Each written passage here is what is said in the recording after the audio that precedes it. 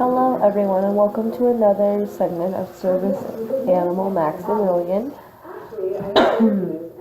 Today, I wanted to talk about the truth behind having a service animal. Hold on, I'm going to turn off the TV. So, the truth behind having a service animal is not as much of a pleasant thing as many people would think, meaning that yes, a service animal provides a sense of independency and comfort and allows people to live a more day-to-day life as a normal human being. But there's a lot that comes with having a service animal that a lot of people don't think about, and a lot of people don't realize when they're in the store and they see you, like, what it truly means to have a service animal. So first I want to start by saying that having a service animal is an amazing thing, but it can be a hindrance as well. Sorry, I lost my trail of thought. So yes, it helps, and yes, it's a great thing, but there's a lot that comes with it. There's a lot that goes into training. There's a lot that people will say to you, or like inappropriate, awkward questions that you'll get asked. And I mean, not only that, but the day-to-day responsibility. So having a dog is one thing. Yes, a service animal still pees, it still poops, it still needs water, it still needs food. But on top of that, it has to be the best mannered dog that you have ever owned, to the point that it can't bark at a cat, it can't lunge at a cat, it can't try to chase a cat, it can't try to chase a rabbit.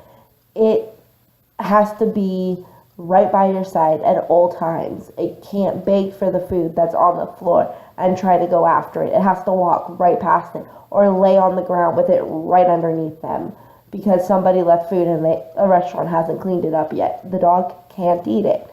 Like, it just can't. But more so than that comes the restrictions that you run into, such as you can't bring a dog in here. Like, dogs aren't allowed in here from people that you don't even know. And you have to explain to them that this isn't a dog, this is my service animal. He works for me, I have a disability, and he helps aid my disability.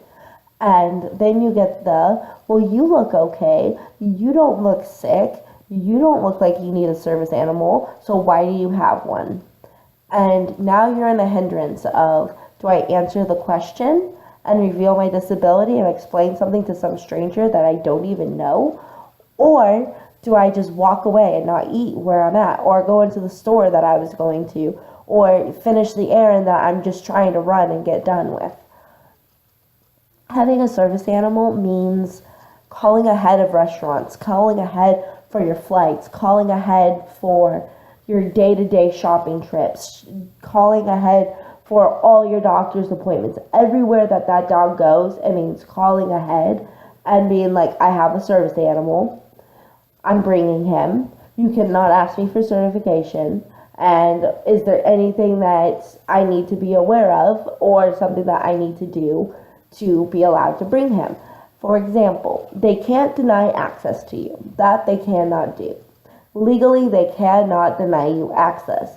But a business might request that you come at a later hour, closer to, let's say, if it's a doctor's appointment, coming at a later hour, closer to when the doctor's offices get cleaned, because there may be somebody with an allergy that comes in right after you. So that being said, don't schedule appointments per se for the beginning of the day if you're going to bring your service animal for the health of others. It means that when you're in a restaurant and your dog is sitting under the table and it gets its tail stepped on, that it can't yelp because there's a disturbance. It just has to take it. And that's not necessarily fair, but it's the way it is. It means that you have to rely on the ADA and police officers to know the laws and help support you when you need their help.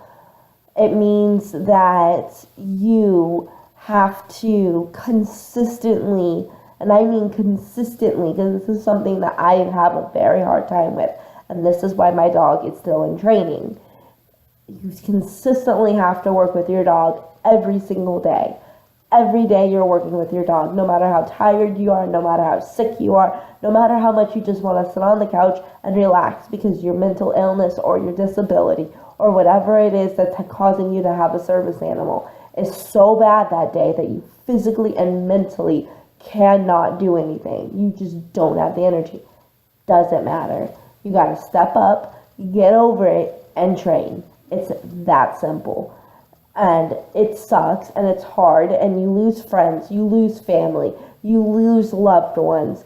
But the thing is, at least for me, people that don't understand that Max helps me and allows me to live a day-to-day life where I'm not constantly looking over my shoulder thinking that someone's going to attack me or hurt me, or constantly being in fear that I'm going to have a panic attack, or constantly being in fear that I'm going to faint or have an asthma attack. It's so weightlifting that I want to go out of my house and I want to enjoy life again.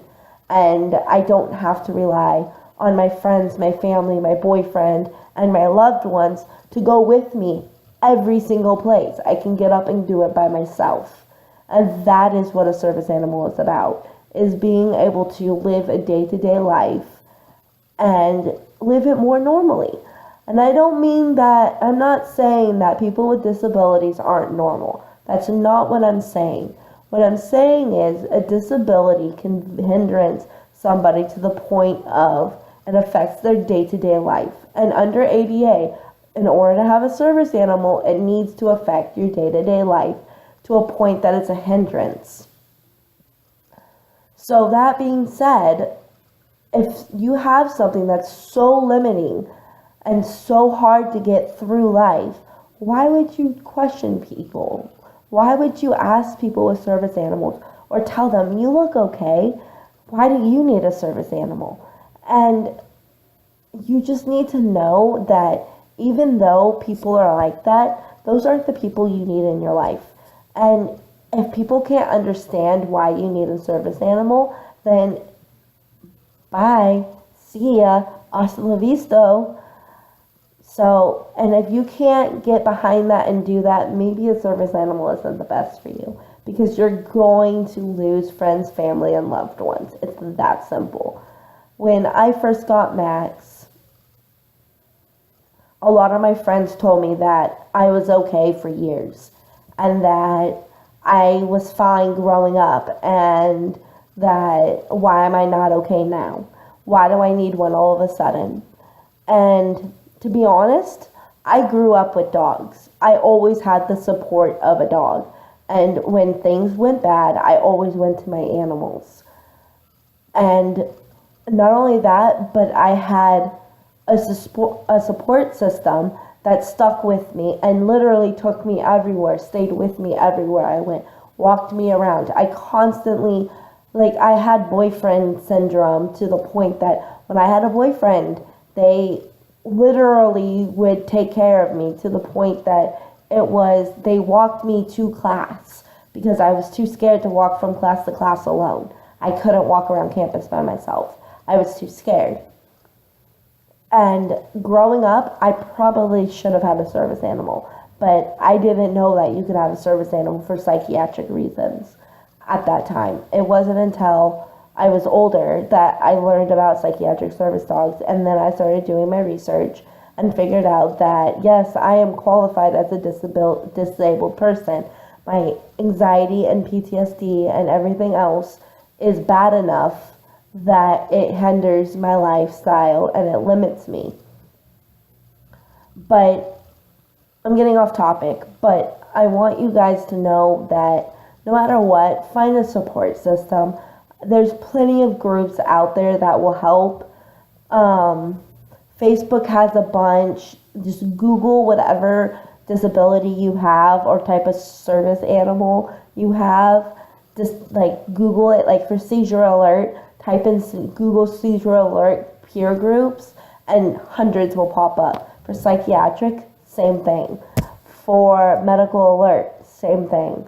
But just find a group of people. I mean, most groups with service animals are very supportive and very nice.